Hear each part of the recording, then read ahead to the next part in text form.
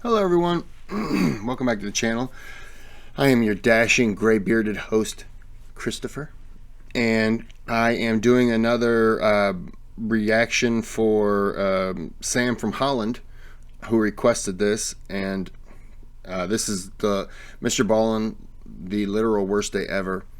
Sam from Holland has three requests. I just did the doc. I commented to you. Sam, after I do these 3 requests, you're banished for the week. You can still show up, watch the videos, comment on the videos, throw out requests. I'll still do them.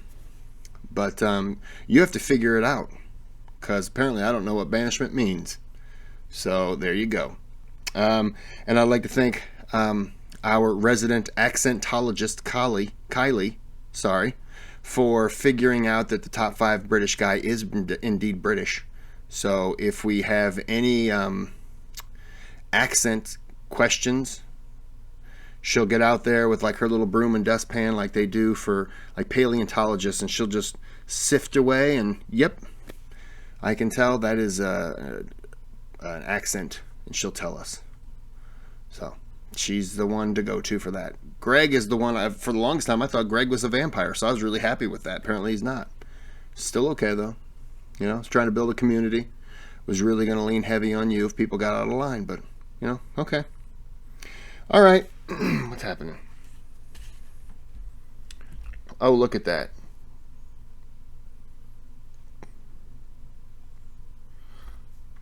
Kylie, you just messaged me. I got to get back to you. Apologies. So this is the literal worst day ever. Mrballen, even though it says SimpliSafe, I am not sponsored. But I want to thank the whole YouTube community. Got together about an hour ago, and we had the world's largest swimming competition. We were playing Marco Polo. There was, I believe it was like a small gathering, about 1.4 billion, and we were in those little backyard pools. You know, we just had one of them, and we were playing Marco Polo. And somebody got drunk, drowned someone, and there was a big brouhaha. Police showed up, someone got shot. I was actually the cop, which was odd because he shot himself. And then YouTube was pretty much like, you know what, we're done with this. So they were thinking about ending all these gatherings, but I don't know, we'll see. Keep it going.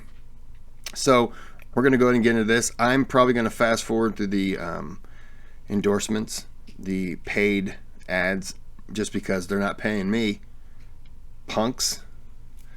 But if they were, I would totally allow them to. I'm not a jerk.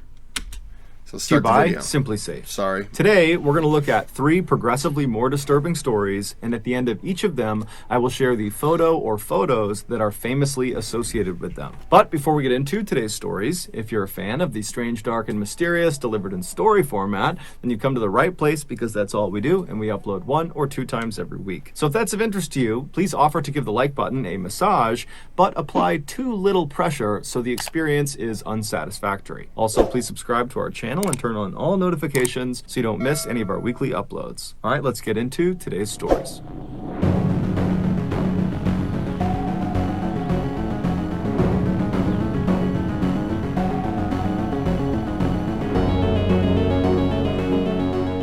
On August 15th, 2003, 41-year-old veteran construction worker Ron Hunt was part of a crew that was building a house in Reno, Nevada. On that particular day, Ron knew before he could do anything else on the job site, the first thing he needed to do was drill a couple of large holes in the ceiling of one of the rooms in this house. And so as soon as he got to the job site that morning, he went in the back of his truck and pulled out a 6-foot-tall stepladder and a drill, and then walked into that particular room. Once inside, he opened up a stepladder and placed it where he wanted it, and then he tested his drill by squeezing the trigger a couple of times. And so once he knew that worked, he climbed up the ladder a couple of steps, not to the very top, but just a couple of steps, and began punching holes in the ceiling with this drill. Now at first, these holes were very easy to punch through, But when he got down and moved the ladder to another section of this room where he also needed holes in the ceiling, when he got up there, he could not get the drill to go through the ceiling. And he didn't really get it because he knew there was nothing behind the ceiling that would stop the drill from going through,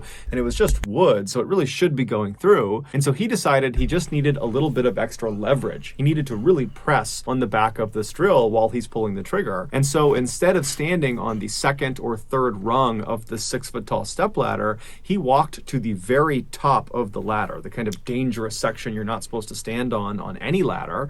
And from there, he was in a better position to really push this drill into the ceiling. And so he gets in position and kind of feels like the ladder's fairly stable. And then he lines up this drill where he wants it. He begins squeezing the trigger, and at the same time, he really pushes with all that extra leverage into the ceiling. And as he does that, he feels the drill starting to go into the wood, but at the same time, he's pushing so hard that he's not realizing he's pushing down with his feet at a bit of an angle. And at some point, he pushes too hard and he causes the ladder to spill out from underneath him. Ron instinctively tried to throw the drill away from him, which is a common practice amongst construction workers. You don't want to land on your gear, it could hurt you. Yep. But he wasn't able to throw the drill far enough away from him. And even worse, the drill, when it hit the ground, basically right underneath him, it landed on its back with the drill bit pointing straight up into the air. And so when he fell down face first, his right eye socket landed directly on the drill. Sam from Holland, did I somehow offend you in maybe this life or a previous life? Is there a reason why you dislike me so much? This really affects me because I do flooring, so I'm kind of involved with, I see construction people. Sometimes I'm there too early. Sometimes, you know, I'm on, and I've seen things. I've seen people scraping a floor, flooring guys, and, you know, scraping a floor, you don't want to put, generally the scraper will have a back piece and then a rubber attachment, and you can scrape it. I've seen people that will just take that back part and just kind of do a quick scrape, and then they'll go to move and lean forward and turn that scraper and right into their thumb and just rip skin off the under part of their hand. I've seen people have an electric tacker fire into them, which those things are pretty good for going into wood. So when they go into flesh, you know it. I myself, let's see. No, you're not going to be able to see it. Hold on. Ooh, that's a bright light. Wow, that's too bright. Sorry. I wish you could see this.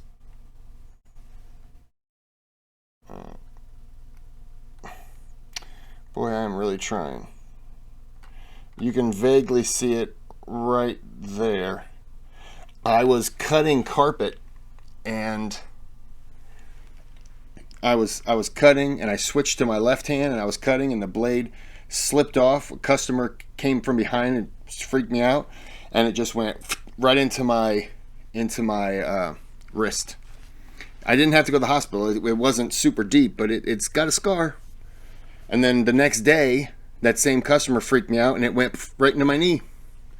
So I mean, things like this I've seen accidents. I've seen people making walkways, and you know, on construction sites where you have to walk up and walk through a window on the second or third floor, and I've seen those walkways just give and people just fall 2 stories carrying things, toolboxes, or equipment on the shoulder. So this really is very unpleasant for me. I dislike you a lot right now, Sam.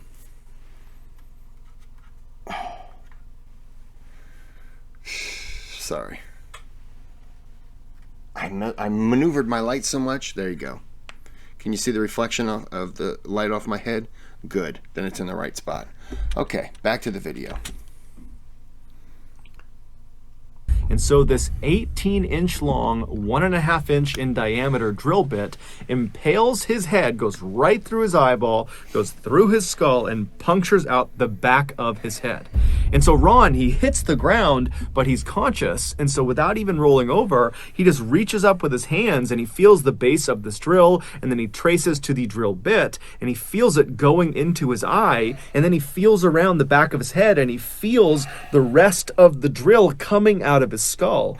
And at that point, he just starts screaming. The only other worker on the job site at the time was this man named Forrest, and Forrest, who was in a separate part of the job site, he hears Ron screaming, and so he runs over, he goes in the room, and he sees Ron, who's now standing up, cradling the drill base. The bit, the 18-inch bit, is still poking through his head, and so Ron is looking at Forrest and then turns to the side to show him that he's been fully impaled by this thing.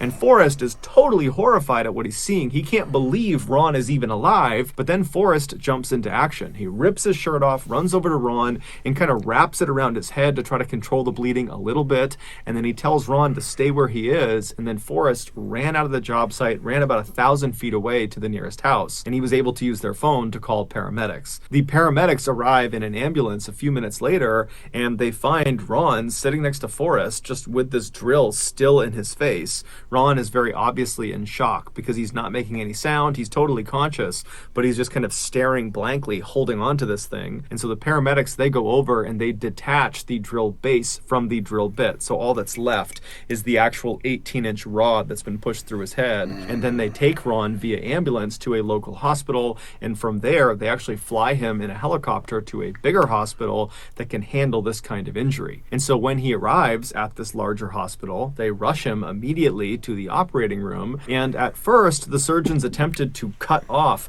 either end of this bit, the part that's sticking out the front of his eye and the part that's sticking out the back of his head. But they realized once they did that, there would still be this huge piece of bit that was stuck in his skull, and that would obviously be a huge problem. And so after thinking about it, they decided their best bet was just to unscrew the bit from his head. And so they gave him some morphine, and then over the next couple of hours, the doctors slowly twisted this piece of metal until it finally unwound itself out of his skull. And apparently, as they were doing that, Ron, who was so high on painkillers, was cracking jokes about how somebody needs to come in here and take a picture of me. I probably look so great. And so miraculously, Ron would survive, and he would not even be paralyzed. The worst thing that happened to him is he lost the sight in his right eye. But all things considered, Ron is okay with that. The surgeons would tell Ron that the only reason he didn't die or get paralyzed is because when that drill bit went into his skull, it kind of pressed his brain aside as it passed through. Had it punctured his brain when it went through, that almost certainly would have killed him, but by some unbelievably slim chance, it did not, and he survived. Here is Ron's x-ray. Oh, cup.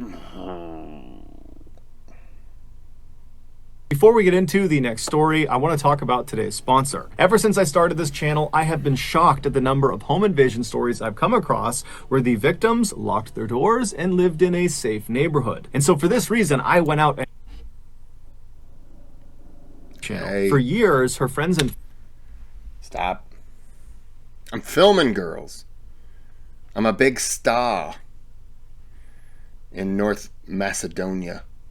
Yeah, I see you guys watching the videos. Thank you. In the UK. Thank you. And I want to say Ireland, but I know that's not right. Ireland.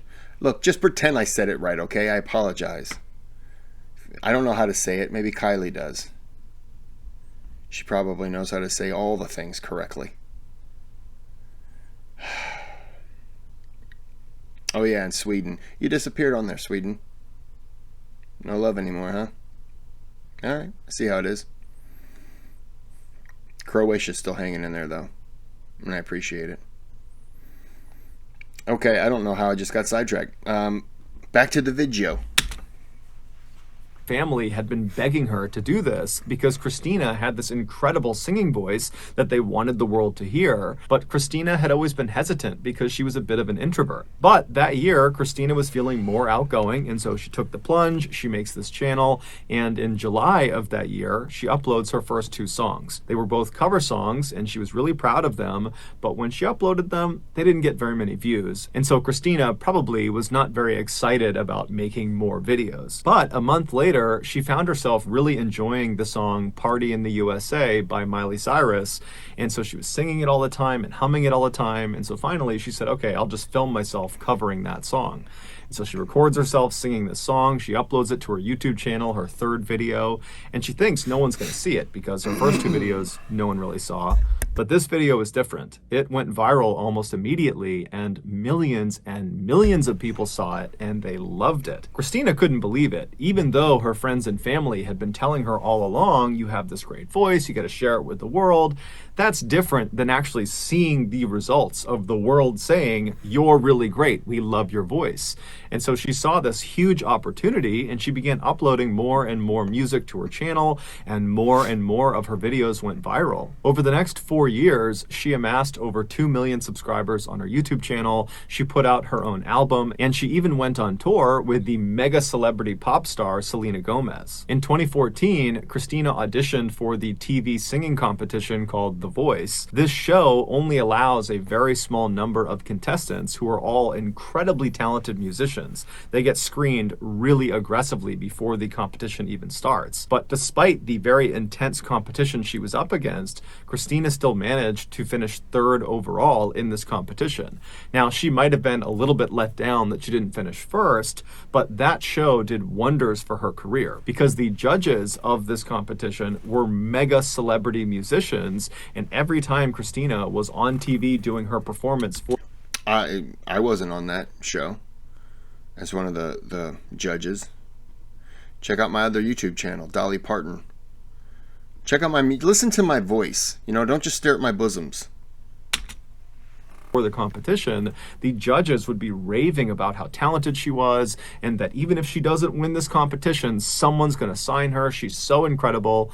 And then sure enough, shortly after that competition ended, Christina was signed to a major record label. But despite being considered a star by the masses, Christina still very much viewed herself as being a YouTuber first, which meant despite her mainstream popularity and fame, she continued to upload songs and vlogs to her YouTube channel because she wanted to stay connected to her fans. YouTubers often upload videos that appear very amateur, like not professionally produced. It almost looks like anybody could have picked up their phone and filmed that video. I feel like he's talking about me on this one, and I don't appreciate it. And YouTubers tend to be very candid and show their personality in their videos. Not me. So it makes YouTubers, especially these really popular ones, seem very real and raw and relatable, unlike traditional celebrities. Am I real, raw, and relatable? Thanks. That are kind of outside of society, living in their mansions, living a totally elite and different lifestyle. I wish I was. YouTubers feel like they're your friends. And this was definitely the case with Christina. On her videos, she came off as very humble and gracious and kind and friendly, and so her fans truly adored her. By June of 2016, Christina was still growing in popularity when she was asked to be the opening act for this concert in Orlando, Florida that was happening later that month. She agreed, and then on the day of the concert, which was June 10th, she posted to her social media this kind of shout out to all of her fans saying, hey, if you're in the Orlando, Florida area, come out to my show. And then after the show, I'm going to stick around and sign autographs and meet you guys. That night, the venue where this concert was happening was jam-packed, and most of the people were there for Christina, not the main act. And so Christina, she goes on stage, she has this incredible performance, the main act goes on stage, and then around 10 p.m., the concert ends, at which point Christina comes back out from behind stage and went right out into the crowd and began meeting her fans and hugging them and signing autographs and taking pictures. And then at 10:24 p.m., a man who was a fan of Christina's walked down from the back of the venue and kind of awkwardly gestured that he kind of wanted to get a hug. And Christina saw that, and so she smiled and she walked up to him. She opened her arms to give him a big hug. And when she got just a couple of feet away from him, he drew a pistol and he fired 4 shots into her head and into her body. Christina's brother, Mark, he was standing right nearby and he saw the attack. And so he tackled the shooter and he was trying to get control of this guy. But at some point, the shooter managed to wriggle free, and then he stood up and he kind of walked backwards until he was literally up against this wall looking at the sea of people that are totally horrified. People are screaming and running and no one knows what he's going to do next. And then the shooter just raises the gun, puts it to his head, and pulls the trigger. There were people in the audience who were medically trained who rushed over to Christina and they began performing CPR on her, but there really wasn't anything anyone could do. She would die that night at the hospital. Her killer was a 27-year-old man named Kevin Loibel. What a scumbag. Not you. You're fine. You're maiden. You're a good girl. Oh, what a scumbag. Another one of these people with mental issues thinks it's all about him. I said it before and I'll say it again. If you're one of these people that feels like you have to hurt someone else, then, and I said it in another video, go ahead, put that shotgun barrel in your mouth, see how it feels. If you like it, pull the trigger. Stop wasting everyone else's time. Other people want to live. Who are you? I would love to just gather all these people up and just send them to ISIS. You figure out what to do with them. Here, we're donating them. Put them in some cages and set them on fire. I don't care. What a... No, you're fine. I'm venting. It's venting. I'm trying to be real. You heard what Mr. B said. Sorry. You're all cute. Why are you being all cute? Can I get a kiss? Thank you. He, like many people, had become a Christina superfan, but his infatuation with her became a totally unhealthy obsession. And when it eventually dawned on him that he most likely would never have a romantic relationship with Christina, he came to the conclusion that if I can't have her, no one can have her. And so when Christina put that post out on social media asking people to come to Orlando to see her show and meet her after the show, he took that as an opportunity to go kill her. And so he lived in St. Petersburg, Florida, which is 120 miles away. And so he sees this post on social media. He grabs his 2 pistols, some extra ammunition. He gets a large hunting knife, and then he calls a cab. The cab drives him 120 miles northeast to Orlando, Florida. And then he gets into the venue with his weaponry because there weren't metal detectors and no one was frisking people as they came inside. And so he was in the back of the venue during the show. And then when it was over, he kind of lingered back, allowing other fans to go up and, kind of mob Christina. And then when there was a lull and there were less people down there with her, he strode right down the aisle and he ended her life. Here is a photo of Kevin standing in the back of this venue just moments before the show came to an end.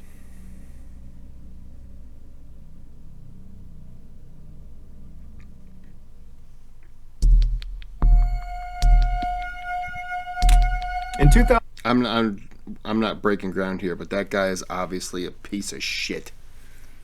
Oh. 2019, 21-year-old Samantha Josephson was a senior at the University of South Carolina. She was a brilliant student who aspired to be a lawyer. Specifically, she wanted to practice international law.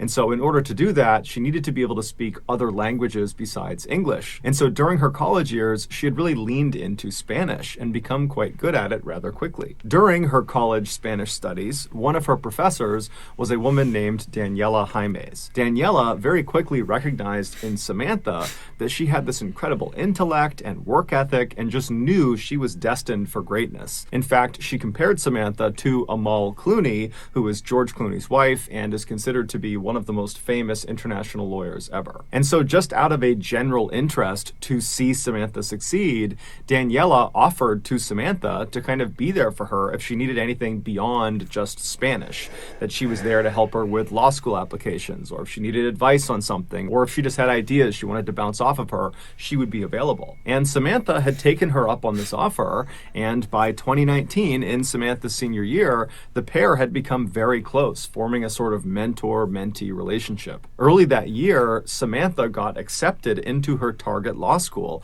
Drexel University in Pennsylvania. And so after telling her mother and father, Samantha ran to Daniela's office to tell her mentor the great news. And the two hugged and laughed and celebrated right there in the office.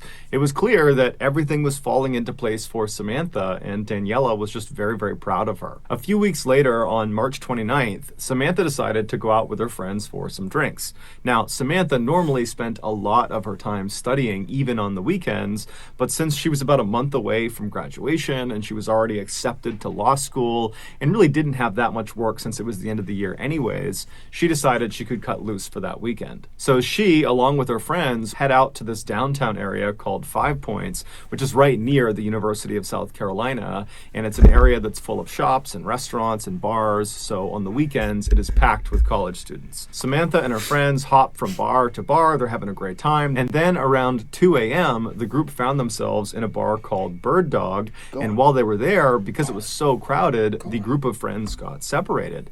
Now, initially, the friends were trying to reconnect with each other through texts and phone calls, but they were just really struggling to locate each other. And kind of in the middle of all that, Samantha decided that she was just too tired and didn't really feel like staying out any longer. And so she texted her friends and let them know that she was going to head back to her room. So Samantha leaves the Bird Dog bar on her own. She hops in an Uber and she starts driving back towards her campus. Several hours later, after all of Samantha's friends had also finally gone home and then woke up that following morning, they realized Samantha was not in her room. And so they called her, she didn't pick up. They started asking around to other friends who might know where she was, but no one did. And so pretty quickly, Samantha's friends were very, very worried about her because the last they had seen her, she was leaving the bar on her own. And so they were really worried something might have happened to her.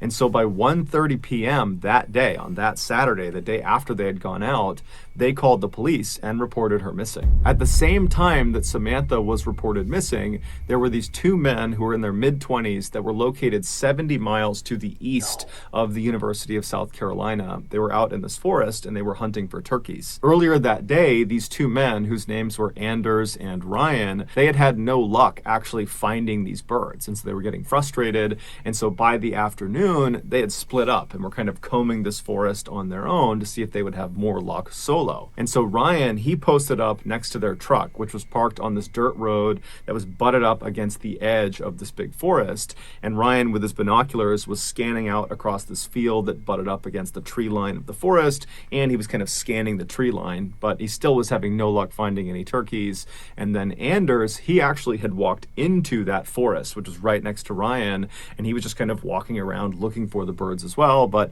he too was still having no luck. And so around 4:30 p.m., Anders, who's the one in the forest, he finally is just ready to admit defeat and leave empty-handed. And so he turns around and begins walking out of the forest in the direction of Ryan. And so at this point, he's maybe 100 or 200 feet away from Ryan, but the trees are very thick and they can't really see each other. And so Anders is just kind of walking in that direction. He's not looking for birds anymore, so he's not scouting around. He's just kind of looking straight ahead. And as he's walking, something catches his eye off to the left behind some trees. It was pretty far away, but he instinctively turned and looked, and he couldn't really tell what it was. It wasn't a turkey, but it wasn't anything that should have been in the forest. And so he decided he would go get a better look. And so he turned away from Ryan and went left and started cutting through the trees. And he kept walking until his view of this thing was no longer obscured by trees. And when he got a full look at this thing that had caught his attention, he stopped where he was. He yelled for Ryan, who couldn't see him, but he yelled for him to come into the woods and look at this. And as Ryan is running into the forest to see what's going on, Anders is pulling his phone out and calling the police. When the police finally show up, they find Anders and Ryan, and they're very shaken up, and they're sitting on the back of their truck on that dirt road where Ryan had been. And so the police pull up to them, they speak to them and get directions of how to get to what they saw inside of the forest. And then the police officers walk into the forest, they follow the directions, and before long, they're looking down at Samantha. 14 hours before her body was discovered, Samantha left the Bird Dog bar and walked out front where there's lots of other students, and she walked to this corner of this road right in front of her, and she hailed an Uber. And then the Uber car pulls up, she hops inside, and then the car backs up and drives away. Except that was not an Uber car. That was a car driven by a 24-year-old named Nathaniel Rowland, who was not an Uber driver. He was a guy who had been driving around 5 Points all night, presumably to try to trick people into getting into his vehicle, believing it was an Uber. And finally, his plan had worked. He had pulled in right in front of Samantha. She thought it was her car. She climbed in without question. And then once she was inside, she couldn't get out again. I don't know how Uber works. I've never taken one, but that sounds pretty messed up. Because the doors were child locked. There was no way to open them unless they were opened from the outside. Now, initially, Samantha wouldn't have noticed this. She just sat in the back seat. The car backed up. It started driving, except it didn't drive towards her campus. It drove the opposite direction. And the drive from this bar to the campus was only a couple of minutes long. And so even if she wasn't really paying attention, she would have recognized fairly quickly they were going the wrong way. Because again, she's expecting to get dropped off within a couple of minutes. Now, we don't know what actually happened inside that car in terms of how Samantha actually handled this realization that he was taking her the wrong way. We don't know if she confronted him. We don't know if she tried to open the door and then realized it was child locked. We just don't know. All we know is that Nathaniel drove Samantha to some isolated area, most likely 70 miles to the east, near that forested area where her body was found. And then once he parked wherever he was, Nathaniel pulled out a knife and then leapt into the back seat of his car where Samantha was trapped, and he stabbed her 120 times. And then after he was finished stabbing her, it would take Samantha over 10 minutes to finally die. Within hours of dumping her body in the forest, Jesus. Nathaniel was posting these normal posts on Facebook of him in front of his car and regular status updates, and he was having very normal interactions with his family and his friends, as if he was completely unaffected by this horrible crime he had just... Did he clean up the blood in the car, or was it not his car? Mrballen looks like he's about to say chew. What are you chewing on? Committed. Nathaniel was arrested within 24 hours of the discovery of Samantha's body. While he never offered any motive for the crime, it's believed he simply decided that night he was going to go kill someone. And so he just began prowling around for a victim, and unfortunately, Samantha was just in the wrong place at the wrong time. Nathaniel was ultimately convicted of her murder and was sentenced to life in prison. Here are the final images of Samantha as she climbs into Nathaniel's car.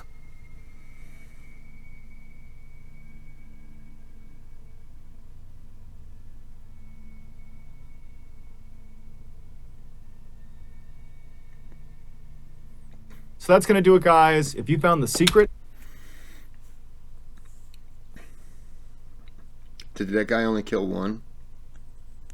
Or was there more? I don't understand some people. I just decide, yeah, I just want to kill. It's like the the two girls and well, the three teens, you know, we really did go on three, 1, 2, 3, and then the two friends stabbed the other. It's like, hey, I got an idea. Why don't you just stop being friends with her? Why do you need to kill her? Like, why did he decide I want to kill someone? You know what you should do in those situations? If you want to stab someone 120 times, stab yourself a couple times. See how it feels. Start the neck, right? And then give that, and then twist, and then go under the rib cage and just start sawing across. Like, just do us all a favor and do that. See how you feel. Don't call the ambulance, though. No, we don't want to get them involved. Do it yourself. See how it feels. You know, just I don't understand some people. To rehash these stories, the first one, ouch. The second one,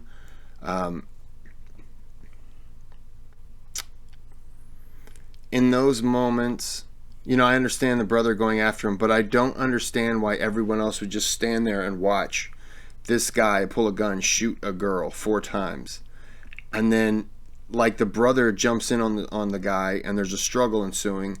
Why don't other people react? How the guy got off easy by shooting himself. Just react. Just do it. And I understand you don't want to get shot and everything. I got a great idea for that. Don't get in front of the gun. I don't know. It's 8 o'clock. That's p.m. That means evening. That's what p.m. means. And a.m. is not evening. I went to science class, and I think they teach it there. Or it was home ec. It was one of them. So I'm picking at a callus. Sorry. So I'm going to go ahead and end this here. Not because I don't want to keep talking to you people, but because I have a thing of tea over there, and it's over there, and I'm over here, and my dogs aren't bringing it to me. So I'm going to go ahead and end the video. Thanks to everyone watching. Thanks to the foreigners, except for Sam. We don't like Sam anymore. No. After the doc, no. No. But yeah, I want to thank the overseas people who watched the video. I never imagined anyone would ever want to watch my videos. But it's fun. And I enjoy doing it. It just it's also nice stress relief. You know, I just get on here, and then he says something, and then I say something, and then I forget about what I said, and then people react to it. And I'll forget everything that I've just talked about in about 2 minutes. So I'm going to go ahead and end it now. As I try to say, have a good day, have a good night. Whatever you do, just have one of them. And don't murder.